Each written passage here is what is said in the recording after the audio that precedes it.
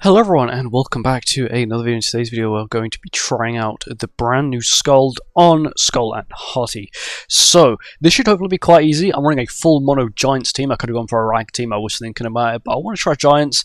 They've been given a lot of love recently, so I want to give them a good go. So we've got basically just a normal Giants team. I'm probably going to... do I switch to the anti-freeze set? Because if someone gets frozen, they're basically... actually, no, they're fine. Everyone on this team has an AoE apart from her, so if she gets frozen, anyone else can cleanse her. Yeah, but if anyone else gets frozen, we have a slight problem. But that's fine. But yeah, we've gone with the attack-related stat boost card set, which is the dog set, solely because more attack-related stats, the better the number looks, and I want to see big damage. The dog does not... I think Skoll Hati with a final demonic beast not to get a...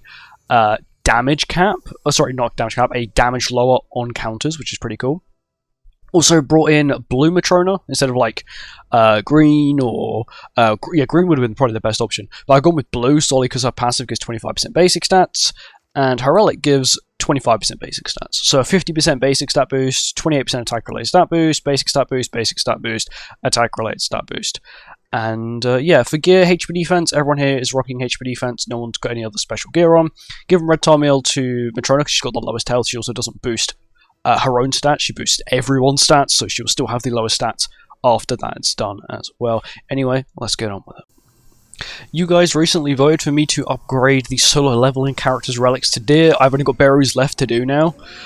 My chart has 75,500 CC, which is kind of crazy. My song is pushing about 73,000, and I wonder how high Beru's going to go. The reason I left Beru to last is because I don't really use Beru. I use Song sometimes, and I use Char sometimes, and Beru I guess technically is usable. I just don't use him. We're going to waste skills here, just because we just don't need some of them. And I'm pretty sure the counter should be able to kill. We'll check stats turn 2. Not bad damage from Matrona. Yeah, but I will definitely check stats turn 2, see what we're rocking with. King of the Anshul's been hitting pretty hard. Scotty's got double AoE, which isn't the best, but the damage isn't still too bad, so it's not bad. I'll take it. I want to see what so much damage the counter does. So, double buffs. Yeah, I was sort of expecting something along the lines of that, I'm not going to lie. That's still incredible to see. Okay, now I want to see stats. 91,000 attack. Bear in mind, this is HP defense. This is not attack crit. This is HP defense, substats. Honestly, really high crit chance that is because we've got the 50% boost from Skadi. King Dian, 97,000 attack with 1.1 million health. That's also HP defense.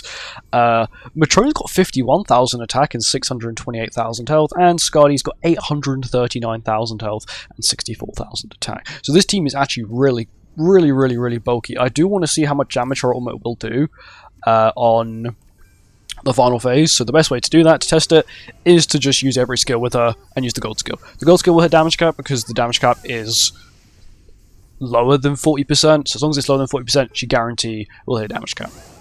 Thank you for the 4 million damage. Okay, got the buff again from Skadi. Yeah, this team is actually pretty good from what I've currently seen and what I think we're going to get. So to maximize damage, I'm going to double AoE first. So what that will do is it will remove the debuffs. I'm not going to play the King Dian song, the King Dian buff, but we'll max debuffs. We'll get some buffs with Skadi because we get crit damage per debuff removed, and that happens when we play an AoE skill. So we'll see that, and then if they somehow don't die to the Skoll ultimate, they will die to that. Go, debuff removed. Really good damage from Skadi actually. And 9.1 million damage, which is really good. I actually really like this outfit. I haven't used it. This is my first time using it properly. And it's actually not too bad. And that's floor 1 done. Sort of what I would expect. It's probably best to sort of like... okay, use the counter turn 1, use the counter turn 2, and then DPS floor 3. So phase 3. And that's probably going to be the strat for all the 3 floors that I'm going to do. Anyway, now on to floor 2. Here we are on to floor 2. Hopefully it should also be quite easy. Going to go with the same sort of thoughts of what I did last time. I might even just push Skold's ult immediately, just so then I've got her ultimate and she can't be frozen, which may be the smartest strategy to do, because turn 1 I can immediately get 4 ult gauge. We do get Ignites, completely fine, not a problem for this team. We can remove them with AoE skills. Basically 2.4 mil with a level 1, it's kind of crazy. Okay, we've got stance. No one got frozen, which is good. We can actually remove the debuff here. We'll go for the kill. This probably won't kill. No, I don't see Skoll Hati doing enough. We'll get some crit damage boost though. Because we played an AoE skill and it removed debuffs, which is nice. Skull's going to do normal Skull things. They're doing damage cap. King of Dian should also do damage cap because they've got a lot of attack. Okay, now can Skoll Hati do the damage we need it to do? She's got 2 stacks of a relic.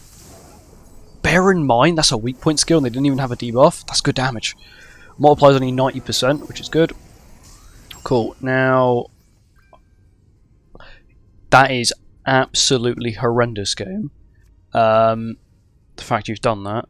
I can do this though. So this is an AoE skill. That'll remove the the freeze. Now this will remove basically every debuff of my entire team. And I stance up and I pray. Okay, I didn't remove all of them. Okay. Apparently the ultimate doesn't count. Sadly. But it's fine. She's got insane bulk. I don't think she's going to be dying anytime soon. Sadly, I do think we are going to end up triggering the revive, which isn't the best. What we can do though is see what our crit damage is. So we should have... Okay, yeah, we have max stacks. Now we have max crit damage. At the moment, which is 416, which isn't too high. She does actually have really low base crit damage. Which is something you wouldn't really expect. I can actually cleanse like this time.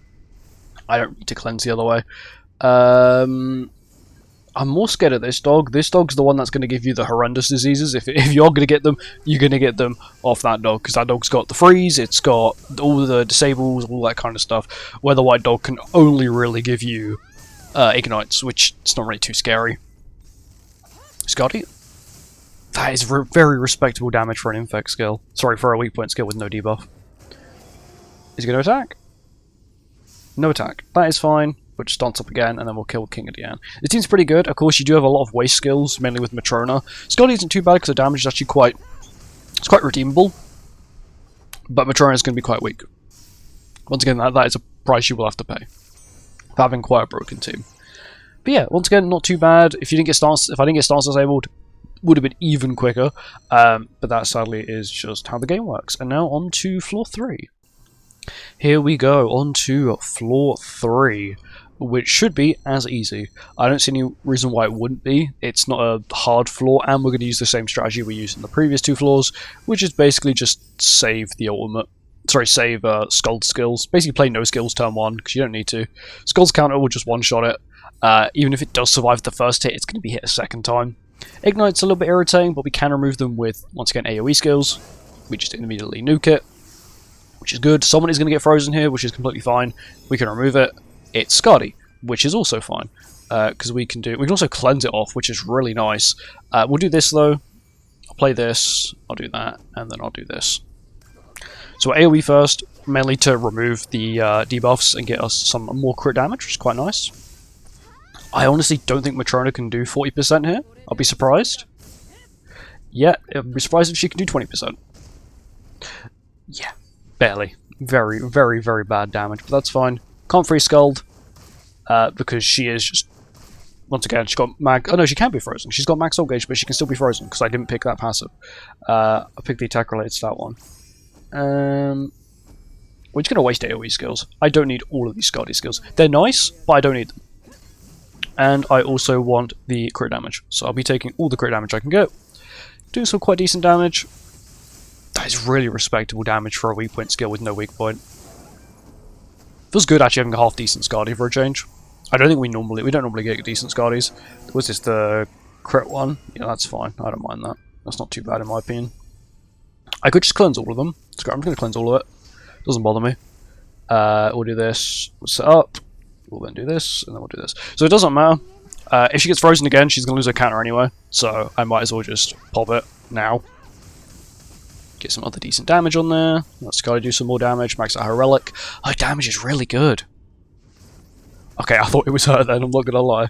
Also because the counter goes on first, she's guaranteed to even counter the dog on the left, which actually has a stance cancel move. So it can't stance cancel if you're dead. Once again, we just saw 2 crazy damage counters, which is sort of what I expect from this team. Damage is really good. Would I recommend this team? Yeah, definitely. If you could make it.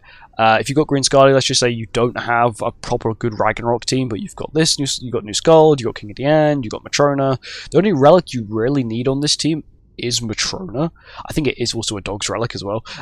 But yeah, even without her relic, 25% basic stats is fine. If you are struggling, you can go to Green Matrona or even Red Matrona, who are also quite decent whilst you try and farm the relic. Skadi's relic, it's not really needed. It's quite nice. It's an 18% all stat boost solely for her. She only gets the buffs when she doesn't have a debuff on her. But once again, you could also quite easily run blue or even red Skadi for the attack lower and the damage increase, solely because you don't have ignite immunity. It means the white dog's always going to be debuffing you, giving you ignites, which will lower not only its attack but also increase your damage as well, which is quite handy. But anyway, that's it. Thank you for watching. I hope you guys enjoyed, and I'll see you guys in the next one. Goodbye.